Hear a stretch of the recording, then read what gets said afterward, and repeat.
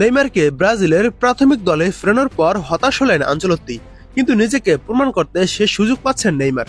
দেখুন, ব্রাজিলের হয়ে আরেকটি বিশ্বকাপ খেলার তীব্র আকাঙ্ক্ষা কাজ করছে নেইমারের মনে, কিন্তু ইনজুরির সঙ্গে তার ঘনিষ্ঠতা বেশি থাকার কারণে দলে জায়গা পেতে অনেক কাঠখড় পোড়াতে হবে তাকে।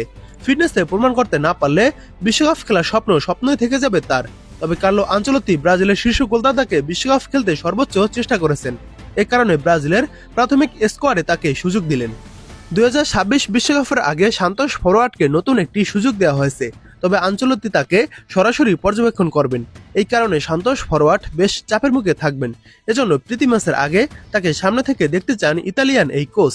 এজন্য আগামীকাল এই ফরোয়ার্ডের খেলা দেখতে রিও ডি জেনেরো থেকে সাও পাওলোতে যাওয়ার কথা ছিল আনচেলত্তির, কিন্তু হতাশ হতে হয়েছে তাকে। পেশির দীর্ঘস্থায়ী ক্লান্তির কারণে বুধবার মিরাসলের বিপক্ষে সান্তোসের ব্রাজিলিয়ান চ্যাম্পিয়নশিপের ম্যাচে নেইমার অনুপস্থিত থাকবেন। সান্তোস জানিয়েছেন যে নেইমারের অনুপস্থিতি ছিল একটি সতর্কমূলক ব্যবস্থা, তবে এর সময়টা বেশ বিব্রতকর, কারণ ব্রাজিল কোচ কার্লো আনচেলত্তি 34 বছর বয়সী এই তারকাকে খেলতে দেখতে চেয়েছিলেন। ব্রাজিলিয়ান ফুটবল ফেডারেশন ও জাতীয় দলের কারিগরি কমিটির সঙ্গে যুক্ত সূত্রগুলো রয়টার্সকে জানিয়েছেন যে বুধবারের ম্যাচ থেকে নেইমারের বাদ পড়ার বিষয়টি সিবিএফ ও আনচেলত্তিকে বিস্মিত এবং হতাশ করেছে। এর প্রভাব পড়তে পারে বিশ্বকাপেও, কারণ প্রস্তুতি ম্যাচের আগে যে ব্রাজিলিয়ান সুপারস্টারকে পর্যবেক্ষণ করতে পারলেন না ব্রাজিল কোচ। তবে আরেকটি গুড নিউজ হলো, আগামীকাল যেহেতু কার্লো আনচেলত্তি নেইমারকে সরাসরি পর্যবেক্ষণ করতে পারবেন না, তাই কার্লো আনচেলত্তি সিদ্ধান্ত নিয়েছেন স্কোয়াড ঘোষণার আগের দিন অর্থাৎ 15 তারিখ সান্তোসের ম্যাচ পর্যবেক্ষণ করতে ব্রাজিল দলের কোচিং প্যানেলের অধিকাংশ সদস্য মাঠে উপস্থিত থাকবেন। ব্যক্তিগত কারণে কার্লো আনচেলত্তি নিজে ওই ম্যাচে মাঠে যেতে পারবেন না, কিন্তু কোচিং স্টাফরা যে নেইমারের দিকে বিশেষ নজর রাখবেন তা নিশ্চিত।